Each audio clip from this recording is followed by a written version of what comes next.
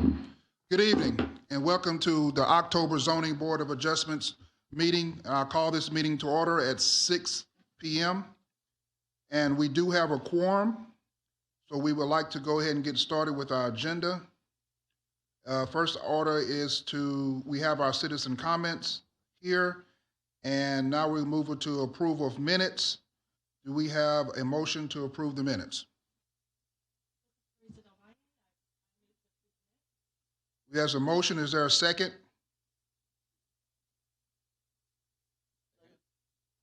It's been motioned and second. Do we have any discussion? All in favor, raise your hand. All opposed, raise your hand. The September minutes for 2021 has been approved. Now we can move into our old business for consideration and possible action.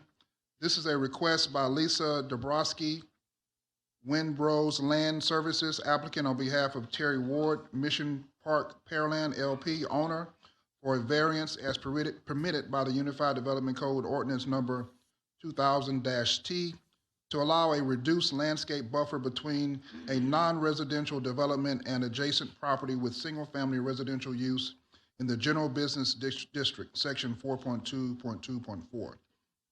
The general location is 2849 Cullen Parkway, Pearland, Texas. Do we have a staff report? Thank you, Chair. Let me introduce Florence Buaku. She will present the update to this old business. Florence, take it away. Thank you, Martin. Good evening, Chair and members of the board. My name is Florence Buaku with the Community Development Department. So I'm going to introduce this variance case. We went through this variance case at our last ZBA meeting. That was the September 2nd ZBA. And so I'm going to give a quick overview of the case before we move into discussions. So this request was for a reduced landscape screening / buffer between a proposed commercial development and an adjacent existing single-family residential development. And the location is 2849 Cullen Parkway. The proposed commercial development is a commercial office park in the General Business District. And when we sent out notification, we did not get any responses this time from any of the people within 200 feet we sent notification to. The property is zoned general business, and it's directly, the site in question is the adjacent property to the south of the property shown with the yellow boundary. And so the property to the south is also zoned general business, but it's used as a single family residential dwelling. The underlying land use for all the property, that's the subject property and the surrounding property, is retail, office, and services, which supports commercial uses. And so just a brief history, the single family house on this property has existed since 1970. It was annexed into the city in 1997 and then platted in 2020, and now is being proposed for use as an office park. And so this is where I'll give a summary of the variance request. So what you see in red is the subject property, which has the red boundary. The broken yellow oval to the south is where the UDC requires that whenever there's a commercial development directly adjacent to either a residential zone property or a property that is used for single family residential use, it requires that commercial development to provide a landscaped buffer. And so there are two options for this buffer. It's either a 30-foot landscape buffer or a 6-foot masonry wall with a 25-foot landscape buffer. The single-family house to the south is on a property which is zoned general business, which means that the city has a vision for this property to be redeveloped for commercial use. And the single-family house on that property is about 150 feet away from the boundary of the proposed commercial development, which is to the north. Apart from that, there is quite a bit of vegetation within that 150-foot separation. And so this is where the question of the relevance of the UDC required buffer comes in. And so at the last meeting, we did discuss what the applicant was proposing to reduce that buffer from the required 25-foot landscape buffer with a 6-foot masonry fence to a 6-foot wood and masonry fence. So it's going to be a wooden fence with masonry columns, and then he's proposing to provide a 7.5-foot landscape buffer instead of the 25-foot landscape buffer required by the Unified Development Code. At the last meeting, we did get some concerns from the adjacent residential property owner, and so the applicant did agree to contact them and talk to them before and have the case postponed before this meeting. And so that's why this is old business and is being brought back to you to make a decision on this. And so at this point, I'm going to turn it over to our planning manager, Martin Griggs, to talk about staff recommendation for this proposed variance. Thank you, Florence. So we've spoken a couple times with the applicant as they've worked through the request from the board to go and speak to the residences. You should have received an email earlier this week that included both of the written notices for approval from the adjacent property owners. This applicant has taken the steps that we as staff always suggest for people to do before they come forward to the board, is to go and communicate with the neighbors, to be open with them, to be transparent, to discuss how this property developing will affect their property, and also to accommodate any requests that those residents may have. You may have recalled from last month, one of the residents asked about having the trash receptacle moved. The applicant agreed to move it. You know, these sorts of interactions are what we desire because it reduces conflict during the development process. With that said, and with the letters of approval from the residents, we have no objection to this being granted. So it is completely back into the board's purview for decision, but from a staff perspective, this has met our desires for communication and for interaction with the adjacent property owners. Is that the end of staff's report? Yes, sir. Thank you so much. We'd like to move into applicant presentation. Is there someone from, is this Mr. Gary Stevens? Gavin Stevens? Mr. Stevens is here. My name's Andrew Allemond. I work for Windrose Land Services, here for Lisa Dobrowski. Gavin is available. He's the engineer on the project. He's also available to make some comments or answer some questions if you have some on the engineering front. I'm sorry, one second. You're Gary? Andrew Okay. Allemond. I'm the one that spoke at the last meeting. Andrew. Okay, I got it. I just want to make sure I have it. You stated your name. Would you state your address, please? It's 5301 Katy Freeway, Suite 100, Houston, Texas, 77007. Thank you, sir. Right, and again, we definitely appreciate staff's comments. I think we took a big leap in going to the adjoining property owners and making sure that we had a good dialogue, making sure that our intent was clear to them. We obviously support the variance. We're okay with doing the 7.5-foot landscape buffer. We think this is the textbook definition of why a variance is appropriate.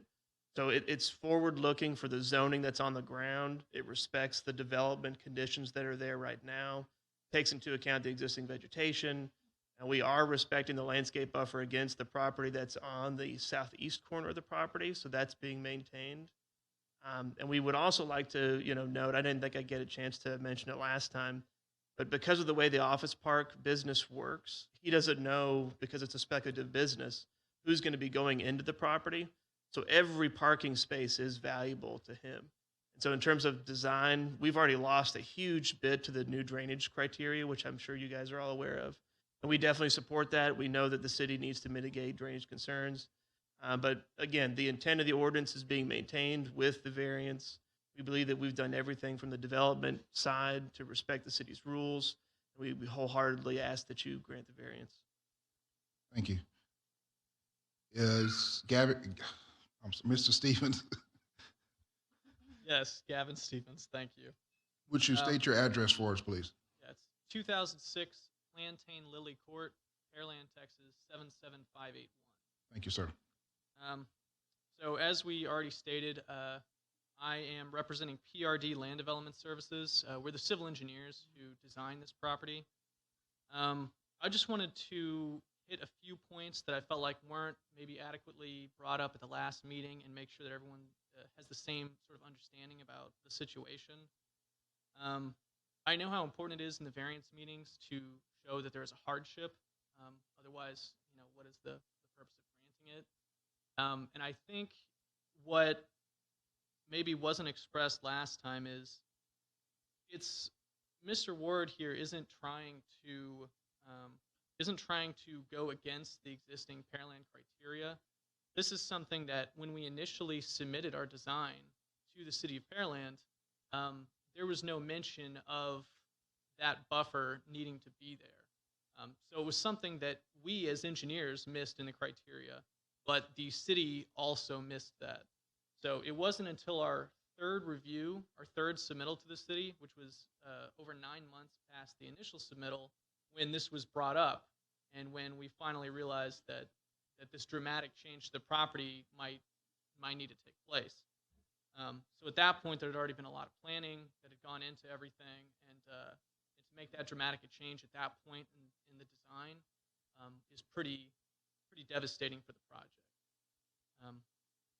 Other than that, yeah, just to reiterate, the parking issue. Right now, there is excess parking. I'll say quote unquote excess parking on the property. But as Andrew mentioned, that is with the current layout of these buildings. And Mr. Ward's intention from the beginning was to have flexibility in this design. So when a client came to him with the intent of purchasing one of these buildings, they would have some freedom to alter the size to meet their needs. So having that excess parking, it may not be excess depending on which buildings come in there, and their square footages could change. If you have a 3-story building or whatever, there's a lot of different things that could potentially happen that would justify the need for excess parking. Yeah, that's all I have. I just wanted to hit those few points. Thank you, sir. Do we have any persons wishing to speak for or against said proposal?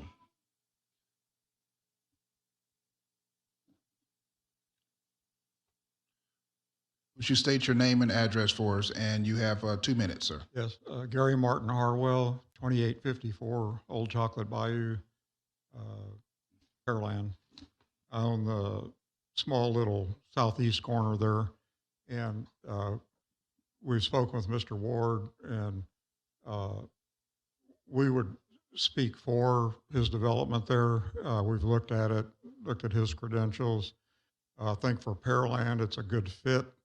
I've been there a long time. We would much prefer to see him versus a car dealership or any other thing that's going to increase light pollution in the Pearland area, noise. And my wife and I, she can't be here right now, are both very satisfied with what he's proposing as compared especially to what could happen in Pearland. So we're definitely speaking for his development, and we're quite satisfied with our buffer and the proposed fence on our property for now. Thank you, sir. Any other persons wishing to speak for or against proposal? Okay, we can move into staff and applicant discussion. Staff, you have any questions, comments?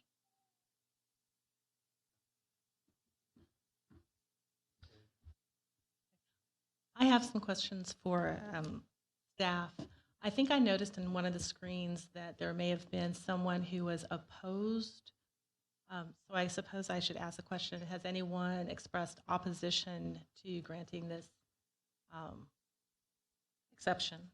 If I remember correctly, the written notice against was actually from one of the residents that was immediately adjacent to that comment. Again, this was the slide in front of you is from the original presentation.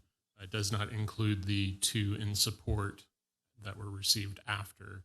And one of those that is in support was the previous in opposition. It was Dr. Harwell's written comments. He came in, he sent written comments, and he also spoke at the last meeting. That's Dr. Harwell in the back that you just heard from today. And he has since changed his, I think it would be fair to say, changed his outlook towards the project. Is that a good characterization? I suppose my question for staff is then, in light of this information, have all persons who have expressed opposition changed their position to supporting the project? Correct. And just so that I'm clear, was there a final decision by our board during the last meeting, or was it tabled? If I can summarize, it was tabled with the request that the applicant go and have those conversations with the adjacent property owners to make sure that all conditions that they would want, being the adjacent property owners, were taken into effect. And I believe that they have satisfied those. Our board is asked many times for exceptions to these types of buffers, and often what we typically do is adhere to our guidelines regarding hardship, etc. Is the only basis for this exception the fact that the petitioner feels that it is irrelevant? Is there any other, will the project fail? Is it impractical, or is it simply that the petitioner feels that it is impractical or irrelevant, that the requirement of the 30 buffer is irrelevant? I wouldn't characterize it as irrelevant. I would characterize it as the adjacent property to the south, which is a large property with a single home on it, is zoned for a use that is not currently being conducted on that site.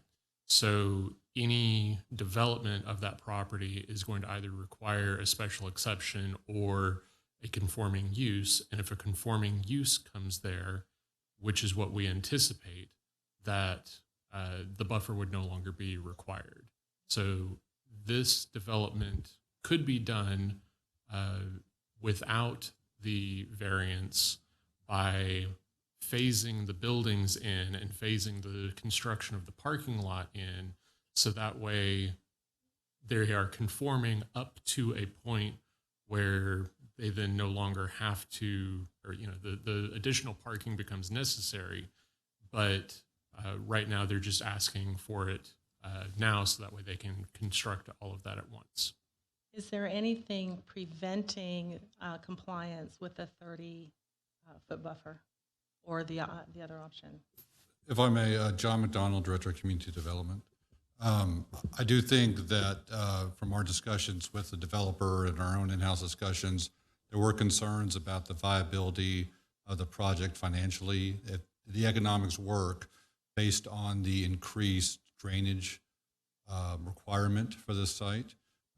If you'll see from the site plan, a large portion of the site was taken up by the drainage requirement, and therefore it limited his ability to use the rest of the property in a way that would support the plan.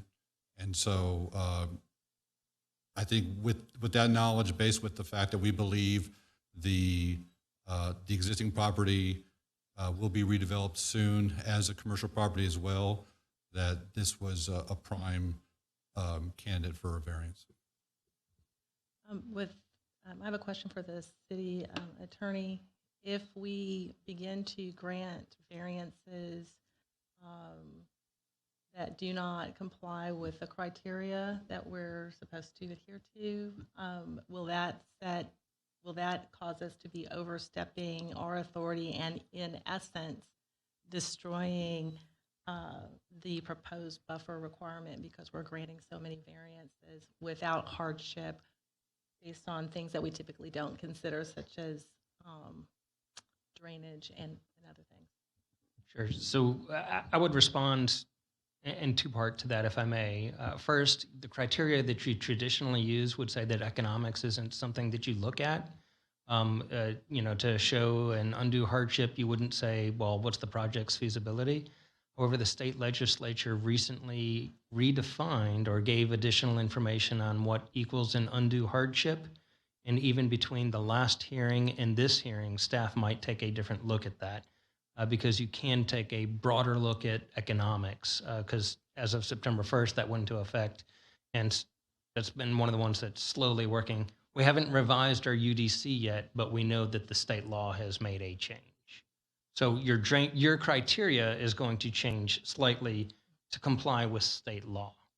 The second thing I would say is that the board's authority typically is to be a judiciary in nature, a quasi-judicial, and not legislative. And when we typically look at the 50% threshold, that's where we would say, well, are you legislating if you're giving more than 50% versus not? And I think that even with staff's review of this particular project, if ever there was a case to go below that 50% threshold, I think that with the conditions that are being provided, staff is saying that in this instance, we're okay with that. If we saw that it was becoming habitual, if it was contrary to staff's recommendations, if staff was under the impression that it could negatively affect the neighbors who are now speaking in favor of this, then I think then you would be overstepping that bounds and you'd be going from a quasi-judicial body more into a legislative one. However, staff's opinion is, in this case, that's not a concern. We don't think that you are going, if you were to grant this variance, that you were taking legislative. You're not ignoring the rules. You're looking at the broader picture that staff and the applicant are trying to convey, and even in part what the applicants are suggesting now that they've looked at it and they see this development and work with this person. They understand where things are going. Thank you.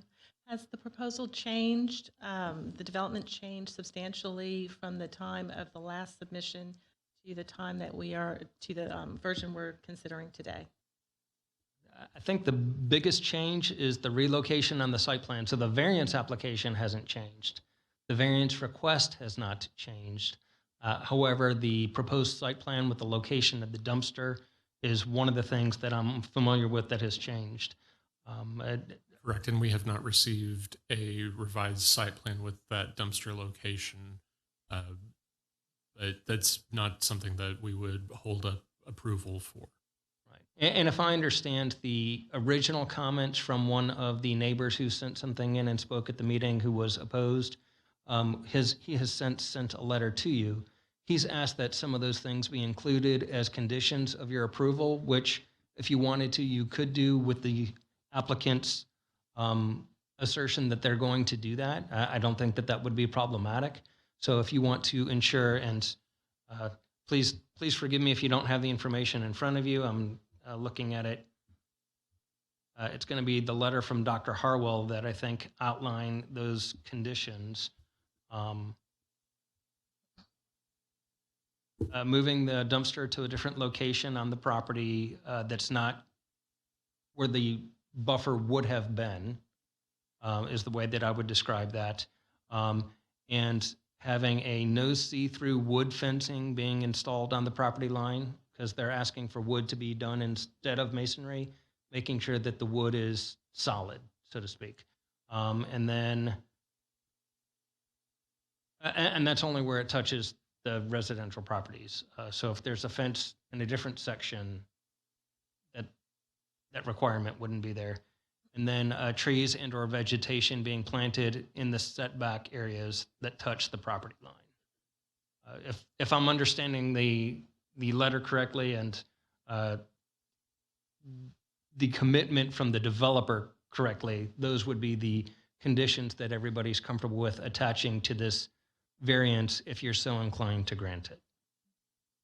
And then one last question for staff. Would staff be recommending the variance if there was no agreement and no consideration of the adjoining property? If we were just looking at this particular property only, would staff still be making the same recommendation?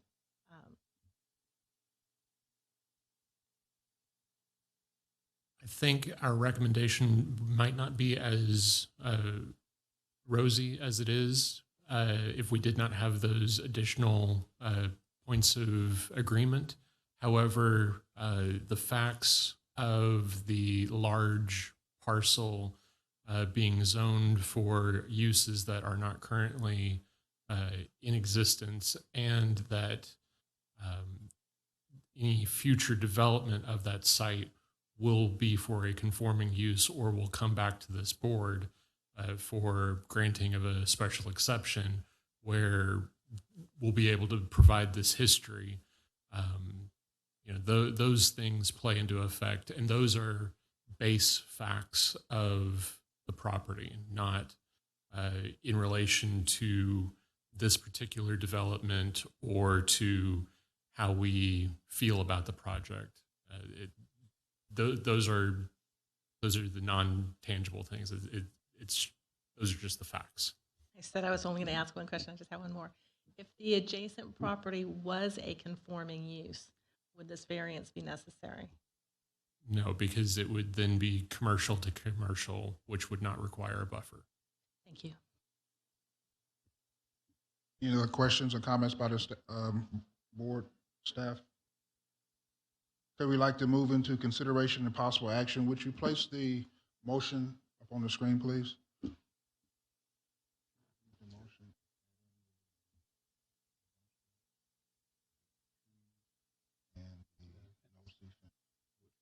Yes. I make a motion to approve VAZ number 21-00014 with the conditional approval of adopting the relocation of the dumpster enclosure, providing a no see-through fence or wood fence, and providing trees and shrubbery along that property line.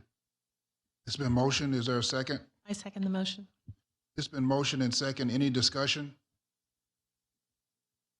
No discussion. All in favor, raise your hand. All opposed, raise your hand. Motion carries 5-0. We'd like to move into our new business. And this is a request by Daniel Jones, applicant on behalf of Ed Myers, owner, to allow a special exception as permitted by the Unified Development Code, Ordinance number 2000-T, to allow the expansion of a non-conforming single-family residential use in the General Commercial District, Section 2.7.3.7. The general location is 906 Boundary Court, Fringewood, Texas. Do we have our staff report? Yes, Chair. Florence will be presenting the staff report for this case. Florence, take it away. Thank you. This request is a special exception for the expansion of a non-conforming use, and that is a single-family residential use on a property zone for general commercial uses. The general location is 906 Boundary Court, Friendswood, Texas. It's right on the border between Pearland and Friendswood, and it's zone general commercial. We received one public comment in favor of this request, as well as one asking for more information about the request. The subject property is zone general commercial, which does not permit the single-family residential use. So in essence, the single-family residential use is a non-conforming use on the property. The underlying zoning is retail offices and services, which also does not support the current single family residential use. Just to provide a brief history of this property was originally part of a single family subdivision. It's called the Village Green subdivision. It was platted in 1964, and it's been within the Pearland city boundary since 1960. The existing single-family home was constructed in 1970, and it's a 1795 square foot single-family home. And so basically the applicant is requesting for the special exception to be able to expand the existing single-family home. And because this is a non-conforming use, they do require a special exception or the approval of a special exception to be able to expand that existing single-family home. The area shown by the rectangle is where the applicant is proposing to expand the single-family home. The applicant also owns the adjacent lot next door.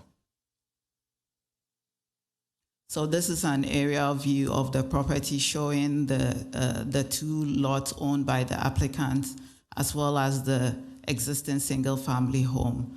It's directly adjacent to Broadway, and it's across from some commercial uses. So it's basically part of a single-family residential subdivision, but portions of the subdivisions have since been rezoned for commercial uses. So this is a view towards the home, and that's the view towards the east. What you are looking at in the first image is the vacant lot adjacent to the existing single-family home. And then across the street on the west is a kitchen and bathroom remodel commercial business.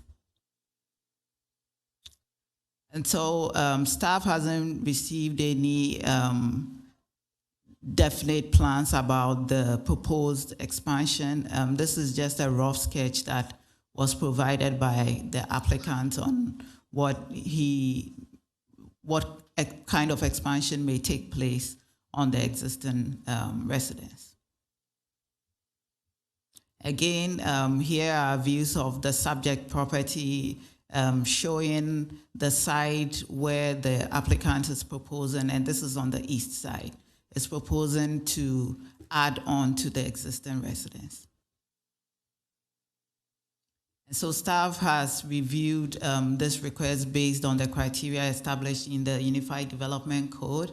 And for special exceptions, the applicant is, or the request is required to meet just one criteria. And they do meet criteria 6, which allows a building permit to be issued for expansion of a pre-existing non-conforming use. So this use predates the UDC and also the commercial zoning on the property. And so staff believes that it is legally non-conforming, and with an approved special exception, they should be able to expand the existing single-family home. And so based on that, meeting criteria 6, staff is recommending approval of the special exception request. And that concludes staff report. Thank you. Thank you, Florence. Is there an applicant presentation? I know you have your hands full, but if you would please, at the podium, and would you just state your name and your address at the podium? And please take your time.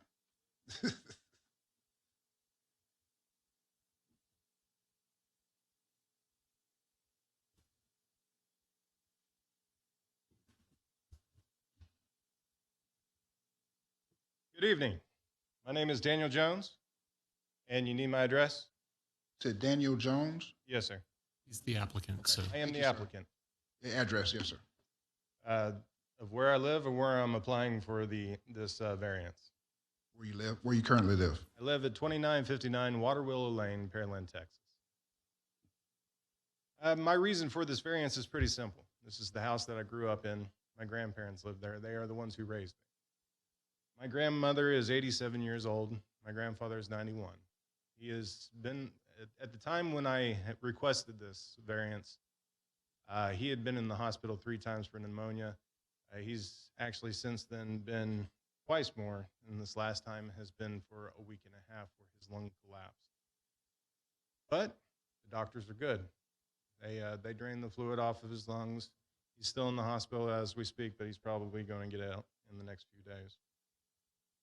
I am myself, my wife, and my 2 children, with my 2 grandparents, cannot comfortably live in that household. And what I want to do is I essentially want to sell the house that I'm in now, take advantage of the market, and use the proceeds to essentially add on to the house at 906 Boundary Court to take care of my grandparents. The entire reason for this variance is because it's commercial property. It's always been commercial property. And I would like to keep it commercial property. This is not going to be residence for the rest of my days. I eventually would like to sell that and take the advantages of having commercial property there for whatever future business may have it.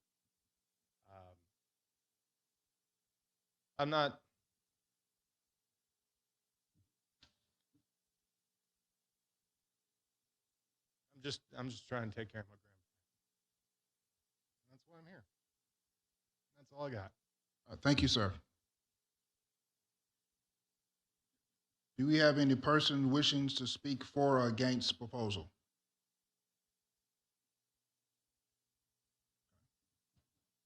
There's any staff or commission applicant discussion? I'd like to move into consideration and possible action. I move that we approve the requested special exception, VARZ 21-00015. This has been motion, is there a second? It's been motion and second. Any discussion?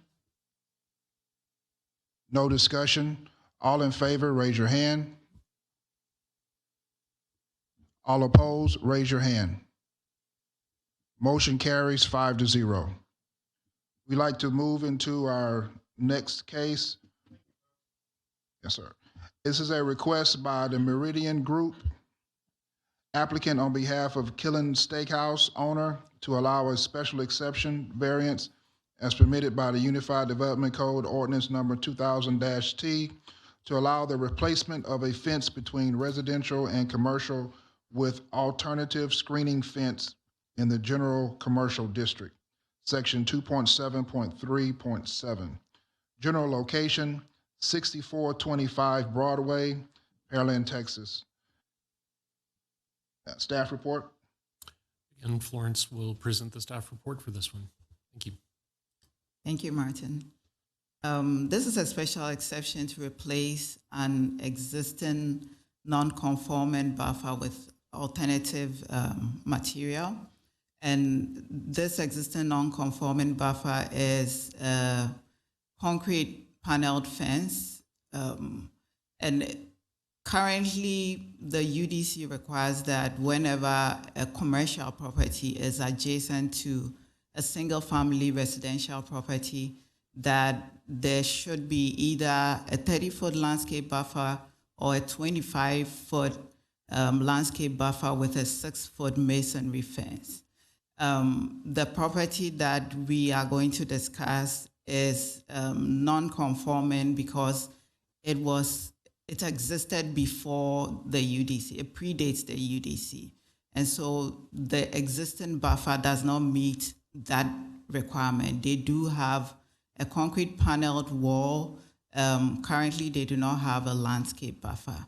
And what they are requesting is to replace that wall with a chain link fence with privacy slats, as well as grow some vegetative ivy vines on the chain link. And so the UDC does allow them to replace it with alternative material that meets a specific criteria. And so that is why it is before the board this evening, to see if the material that they are proposing meets the criteria that the UDC establishes for replacing such a non-conforming buffer.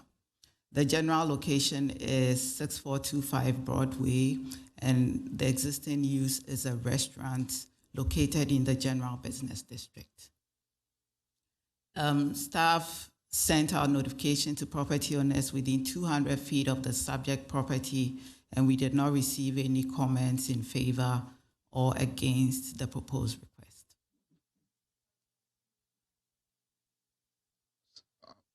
Excuse me, ma'am. Go ahead, Ms. Florence. Sorry for the interruption. Go ahead. So the subject property is zoned general business. It's directly adjacent to single-family residential zoning, which is shown by the yellow directly north of it. And then on the other side, that is to the east and west, and also to the south, is surrounded by commercial zoned property.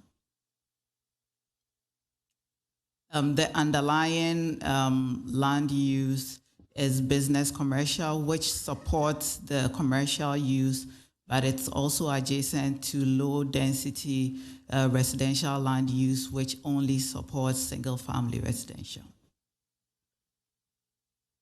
So just to give you a brief history of this property, it was annexed into the city of Pearland in 1995, and then platted in 2000 as the Joseph Gulf Coast Grill. And then it was later developed into a restaurant. And with the development of the restaurant, the concrete paneled wall was installed to screen off the restaurant from the adjacent single family property. This wall has been in place for 20 years and it has since deteriorated and is in need of replacement. And the applicant is proposing a different material from what existed, and so they need a special exception to do that. So this is a site plan of the existing development. So the restaurant property is shown with the broken yellow boundaries. The existing wall is shown with the red line. So it stretches along the single family residential property shown with the blue or turquoise. Yeah, I guess that's the color, yeah. So with that, yeah. So it's shown with that line. And so the red line you are seeing is the extent of the existing wall that they are looking to replace. And just to help you understand why that wall is necessary, first of all, the parking of the restaurant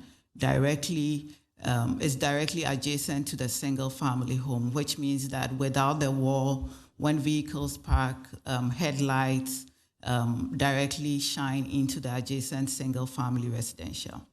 Apart from that, the dumpster for the restaurant is directly against that concrete paneled wall. Currently, the dumpster has a wooden fence, but the concrete panel wall screens off the back of the dumpster from the existing single-family home. In addition to that, the service yard of the restaurant also is against that concrete paneled wall. And so it is necessary for that wall to provide proper screening between the restaurant and the adjacent single-family home. And so the first image you are looking at is what remains of the existing wall. And so that is the concrete paneled wall, which is being proposed to be torn down because it's not structurally sound, and to be replaced with the chain link fence with the privacy slats and the ivy. And then the view you are looking at across from the parking lot from the restaurant, and that is a hotel development which is located directly next to the restaurant. And then these two images show the torn out concrete fence. So what you are looking at is directly into the backyard of the adjacent single family residential development from the parking lot. And straight ahead in the first image is the wooden fence of the dumpster that is directly against that wall. Again, these are additional images of the torn down wall and the remnant portion of the existing wall that is going to be torn down and replaced. And so on August 23rd, 2021, which was about a month or a little over a month ago, the City Council approved an amendment to the Unified Development Code, which allowed a non-conforming buffer on a developed property that existed prior to the adoption of the Unified Development Code to provide an alternative screening, provided that that proposed screening is 100% opaque. So there is some performance requirement for any alternative screening that is placed, that is proposed on such a non-conforming buffer. And the applicant is proposing chain link fence with broad slats. I went around because I also needed to see this for myself, and this was the closest example I could find of a similar fence which the city has put up around one of its facilities. And so we believe that this request for alternative fencing does meet the criteria established or recently approved in the text amendment, which allows alternative fencing. The question is if the proposed fence meets the performance criteria established by the amended portion of the UDC. And so staff believes that the proposed chain link fence does not provide the necessary opacity to protect the adjacent single-family residential development from light and noise intrusion, because that is some of the performance requirements of a buffer. And so staff is recommending approval of the proposed special exception with a condition that would allow better opacity and ensure that no lights or no other kinds of nuisance would intrude into the adjacent single-family home. And so the condition is that in addition to that chain link fence with privacy slats, that the applicant provides a row of vegetative screening along the whole length of the border, which is at least 4 feet tall at the time of planting, and which will grow up to 8 feet tall within 10 months. And this is similar to the screening that is required by section 4.2.41 of the UDC. And that concludes staff report. Thank you. Thank you, Florence. Are there any persons, excuse me, is there applicant discussion?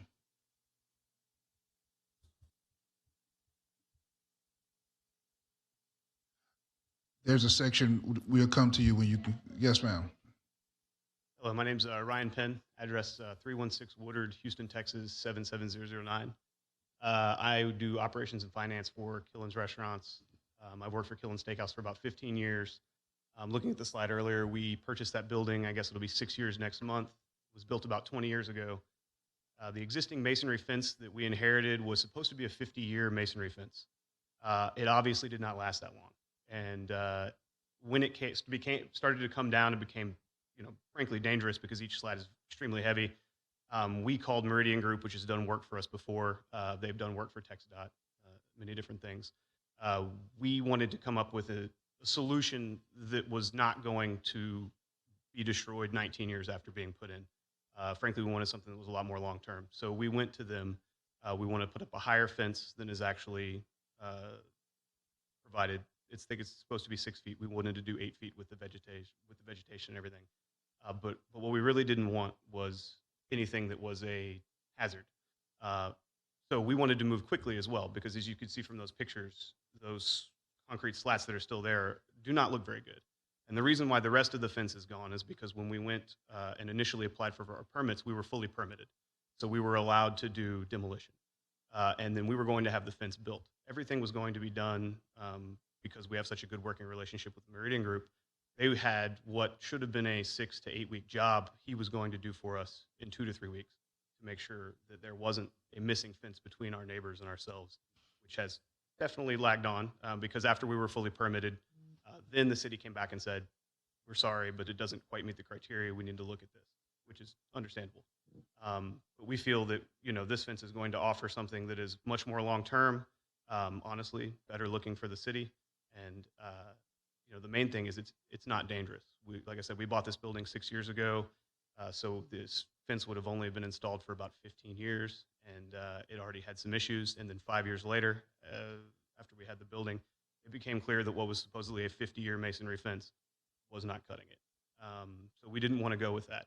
Obviously, being fully permitted, we did not realize that that was something that had to be done as per code because we weren't told that when we received our permits, which is why we went back to the city council and have started all of that to make sure that we could get here today and, figure something out. But those were our main concerns, something that we wanted to last longer, something that we wanted to look nicer, and something that we wanted to be done quickly, which unfortunately wasn't able to happen. But those were kind of our criteria, what we came up with the Meridian Group and what our solutions were. And like I said, the only reason why that wall being gone now is A, crumbling heavy masonry is going to be dangerous, and B, we were fully permitted to tear it down. We'd like to get something put up quickly because we also think it is a little bit unsightly. Thank you, sir. Any other persons wishing to speak for or against? I'm sorry, is there any other persons for the applicant discussion? Okay, we'd like to move into any persons wishing to speak for or against proposal.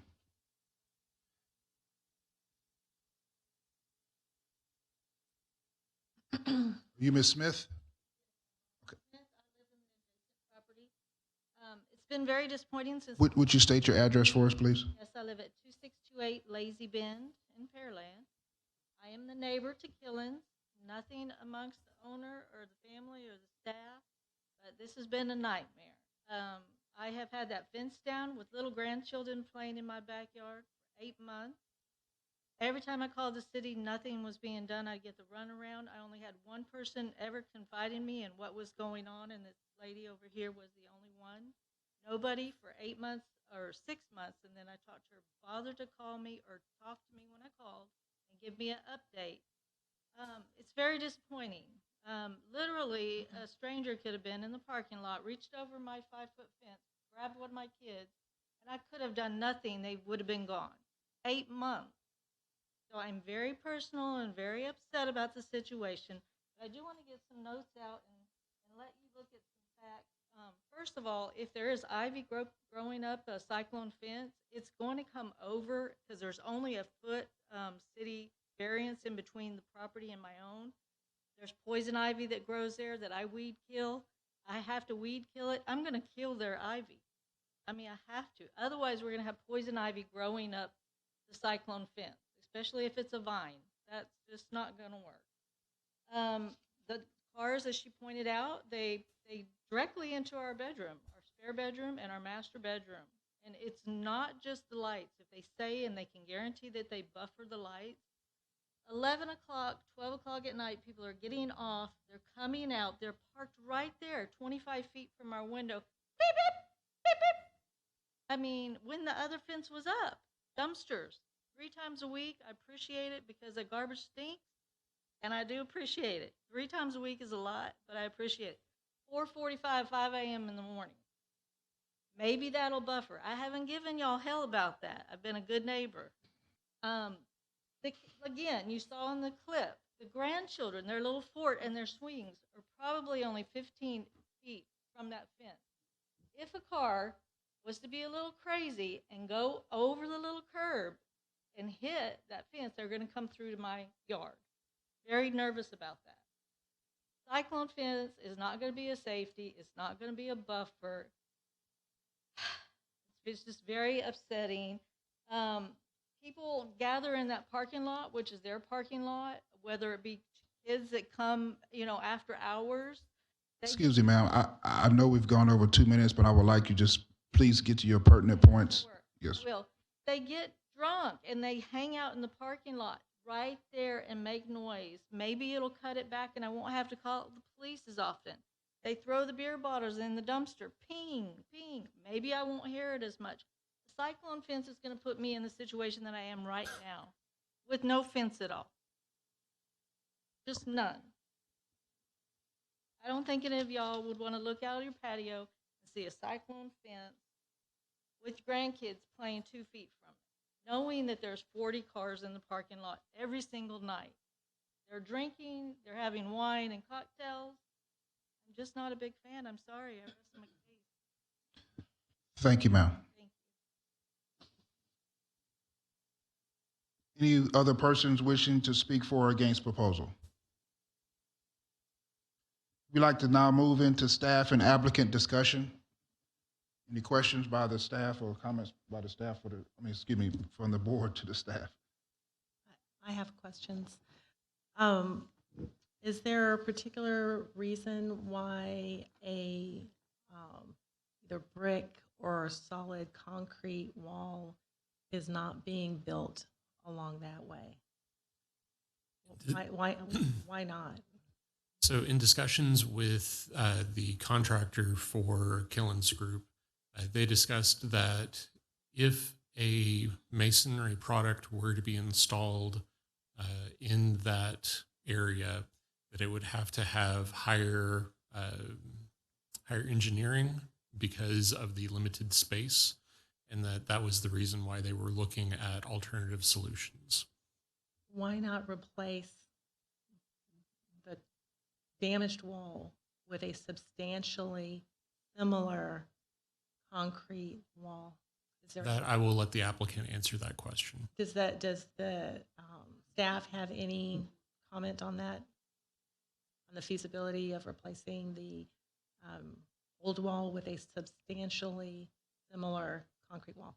A wall can be engineered for that area. All right. Then I would like to ask the applicant, why not replace the wall with a... If you would go to the podium so we can hear it from the microphone. Thank you, sir.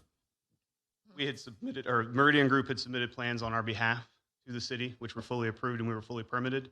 And we purchased the entirety of the project. It's sitting in his warehouse now, ready to go. As soon as this is approved, it will be built immediately. Well, it's my understanding that's not what's being recommended. And I would enjoy rebuttaling that statement that has been said multiple times. While a permit was applied for, our eTrackit system had a bug in it that automatically, as soon as you paid for it, it issued the permit. Whether staff had reviewed that or not, staff, our permit expediters, reached out to the applicant the day of the application and told them that it should not have been approved and that they needed to not go forward with construction. They, within that day, moved to start removing the fence. So, again, That is how what quickly the we wanted request, to replace this. If Hold up, sir.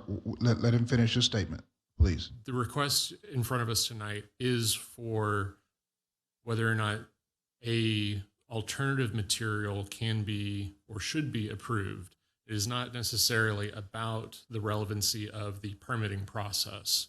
So that issue, while it's fun to discuss and it is fun to discuss in detail, is not actually a part of this request.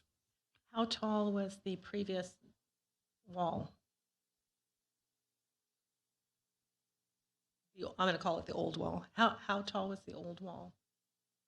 I don't have an exact dimension, but I think it was right at 6 foot. It's like 6 feet. Is the applicant willing to build a solid concrete or brick wall at least 6 feet tall and with reasonably similar as thickness? you mentioned, no, we wanted to move quickly.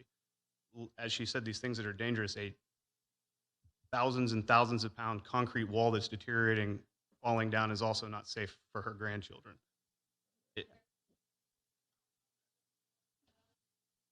Excuse me, ma'am.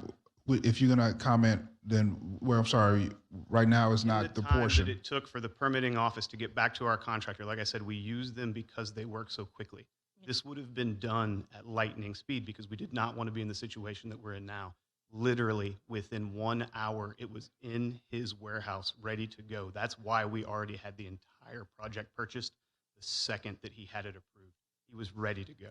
We did not want it. This was not going to be something that was going to take weeks or months. We wanted to do this as quickly as possible. Okay. The second he received that permit, everything was purchased. Okay. Everything was ready to go. You said it 3 times. Okay, thank you, sir. So my question is, the old wall is already removed with the exception of these posts, correct? Correct. So I guess my question is the applicant willing to build a solid concrete wall that is at least 6 feet tall and substantially similar to the old wall? No. All right. Other than cost, is there any other reason that the applicant is unwilling to replace the old wall with a substantially similar wall? We don't feel that with the drainage that is behind there and the way that it works, that like we said, that was supposed to be when we purchased the building. It was said to be a 50-year masonry wall. We were supposed to get 35 years out of it. We got 5.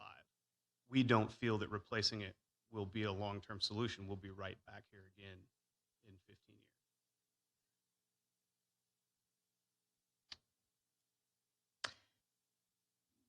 Does the restaurant serve liquor? Yes. And what time does the restaurant close every night? 9 p.m. And the We employees stopped leave? seating at 9 p.m. There are people there later. She's correct. We stopped. There was a tremendous amount of conjecture. I respect this woman tremendously. What she's gone through in the last 8 Okay, months. hold on. is very difficult, but Just right now, we're having a discussion with. there was a tremendous amount of conjecture about children drinking in our parking lot. Excuse me, sir. Excuse me, sir. Answer the question that the member has stated. Absolutely. What was the question? And what time do the employees and the patrons typically leave the parking lot area? Depending on the day of the week, between 10 and midnight. And on weekends as late as? Midnight on the weekends, yeah.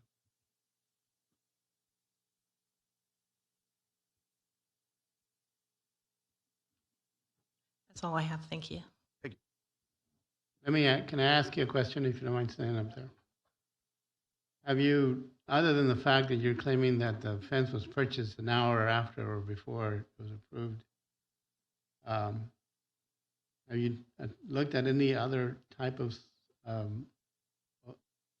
fencing that you could put there other than a block wall, since you're allowed to have an alternative to it? We've worked, the Meridian Group's worked with the city council. This is kind of where it's bottlenecked to. We've gone through several different avenues to get to this point. this would be our absolute first choice, which is why we're. Well, we understand that would be your first choice. That goes without saying. But have you looked at any other type of fencing other than the chain link fence? Originally, before we made the decision with our contractor who suggested that we use the other, no. Thank you very much. Any other questions? I do have one question for you. Is the move toward a chain link fence an attempt to avoid the cost of attending to any drainage issues that you guys may be experiencing behind there? Absolutely not. The drainage would only be that we think that a fence of that weight would not hold up long term like we would want it to. The costs in the beginning really had nothing to do with it. Our contractor came up with that. He applied for a permit. He thought he had received it. He began work. That's 100% of this. Had he been denied the permit, we would have gone back and discussed it. You finished? Okay. Staff, I have a question. What other, I know we asked the applicant, what other options do we have here to make sure that it's 100%? Because even looking at the fence that was showed on the screen, that wasn't 100% opaque. So what other options do we have out there that could be, that could compromise between the commercial property and the residential property? Have we gone that far to look at it, or do we put the onus on the applicant to do that? So there's a number of different products that can be used and a number of different materials that can be used. At the end of the day, the applicant is the one who's bringing forward their request. So their request was to use this interlocking system of panels.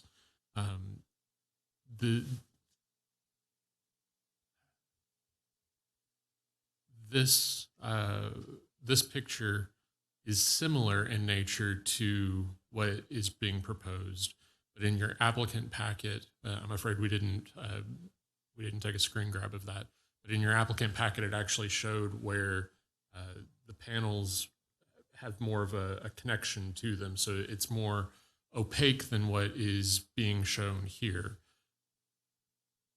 Again, there are other materials that will produce a high degree of opacity in between the commercial and the residential property. One of the statements that was made was that the chain link had been discussed at the UDC amendment process, and that is not true. The UDC amendment process was open to this comment and was only about adding this language into the development code. I have a couple more questions. Can you, I know you probably stated it earlier, how many years did the old fence last? Was it 20 years? And there are also, throughout the city of Pearland, solid brick walls around the city, right? Correct. So from our research, this property was developed in 2002, which would be about 19 or 20 years in existence. As the applicant said, that they've gotten roughly 15 years before they started having issues with that fence material. Part of the reason why we were comfortable moving forward with this Unified Development Code amendment was that we recognize that there are a number of different properties that may have this similar issue as we get further down the road. So we're going to have issues where the land use and urban development didn't have the 25-foot buffer. So if we go to apply today's code for a conforming buffer, they're they're not going to meet that because parking or driveway or some hard structure is within that space. So this potentially allows for the development code amendment allows examination on an individual basis, whether it's appropriate to maintain a like masonry product or it's appropriate due to circumstances of whatever development is brought in front of you, is truly the reason why we have special exceptions and why it was appropriate to fit this in as a special exception where they don't have to meet every hardship that a variance would meet. Can we put the staff's recommendation on the screen so I can look at it? From the staff's recommendation, it appears that the staff believes that the chain link fence would not be sufficient on its own without plants to obtain the staff's recommendation. So without the plants, the staff would not recommend simply a chain link fence. Is that fair? Correct, because we recognize that there is a residence there and that the parking is immediately adjacent and that we want to provide better screening for the resident. And in the staff's recommendation, it mentions that these plants would take, about 12 months to even grow to the necessary height. It's standard language within the development code because we don't want to burden the developer with planting something so big when the typical Houston summer allows for great growth. But we can't control the weather and we can't control growth, and determining that if we get another winter storm, we need to allow some time for replacement or for that growth to come in. That's all the questions I have at this time. Thank you very much. If I may, I did want to follow up. I don't know if this is. Oh, it's not working. I did have the applicant submittal with their privacy link fence that they have. Saw it. Okay, but if you saw it in your pictures, then that's duplicative. So that wouldn't be necessary. But I also wanted to say that one of the questions was, does staff have recommendations of other fences? Do we make those? And as Martin said, we let the person submitting the application to give you what they're interested in. We don't design their projects for them. But if you were looking for other examples, just earlier this evening, you heard about somebody who had masonry columns with a no see-through wood fence. I mean, there are options. There are different types of fencings out there, or even the fence that the applicant is recommending, if you were going to consider that with the vegetative screening to help serve as an additional buffer. So there are alternatives out there. This is the one that the applicant has asked for, and of course, we're going to present what they're presenting to you because we're not going to direct what they want. We're going to just tell you what the requirement is and how their request fits or does not fit within that requirement, or what any other ameliorative efforts could be made to address any concerns that staff is aware of. Thank you. Thank you. Natasha, would you read the motion? And then we go from there. Any other questions for staff or applicant? Okay, we'd like to move into consideration and possible action. Consideration and possible So action. we'd like to, is there a motion on the floor? I'll make a motion that we move to consider VARZ 21-00017, special exception for alternative screening of a fence between a commercial and residential property.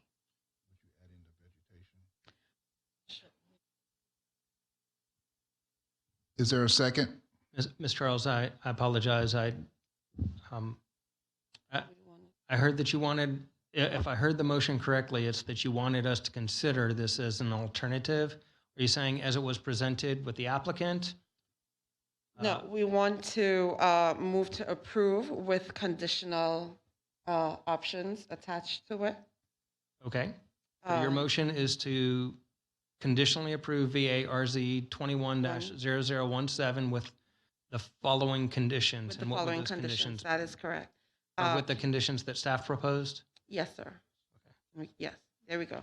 That a row of vegetative screen shall be planted dense enough to be completely opaque year-round, which is at least 4 feet tall at planting and at least 8 feet tall within 12 months, according to the UDC Section 42412A2. Is there a second? Motion's been second. Any discussion? I have discussion. So I think that we should consider looking at the applicant looking at different options. I mean, that's what I'm thinking, because there's so many options out there, because you definitely don't want the lights to be going into the backyard of someone's home. I don't know if what we saw on our packet, is that going to be feasible enough? Well, I mean, that's why I'm having this discussion with you. I don't know. I feel we either need to table the motion and have the applicant resubmit if they so choose to do so, or to approve or deny it today as submitted. Well, that's another thing I thought about too, but we do have the situation of the neighbor with the children. We want to get this done for them. So this would be another 30 days, 60 days. But the neighbor has also stated a concern about the adequacy of the fence. So the neighbor did, my understanding of what the neighbor was stating was that a chain link fence, even with these plants that would take almost a year to grow, would still result in loud noises. It would not have the same noise protection as the concrete fence did. She stated it would not have the same light protection as a concrete fence did. And she stated it would not have the same noise and almost a nuisance type protection for her property. You have something? I do. Go ahead. I don't, postponing the vote another 30 days, I don't think that would be appropriate. I think we need to decide on what they presented. If you don't want to vote for it, then don't vote for it. And let them deal with it after the fact. You have anything? There's been discussion. All in favor, raise your hand. All opposed, raise your hand. Motion is denied 0-5. We have concluded the ZBA meeting for October at 7:18 p.m.